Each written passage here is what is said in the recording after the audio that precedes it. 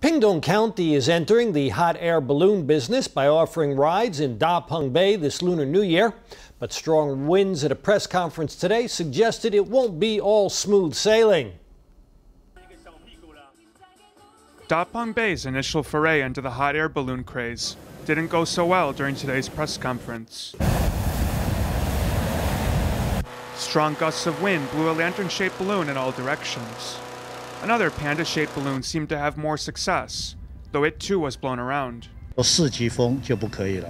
We have calculated that we can fly in level 3 winds, but not level 4 winds. Today the winds are about 4.5. You can see how the balloons sway.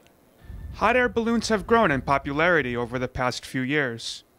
During the Lunar New Year holiday, besides Da Peng Bay, they will fly in Meinong, Kaohsiung, and Zhoumalai Farm, Tainan.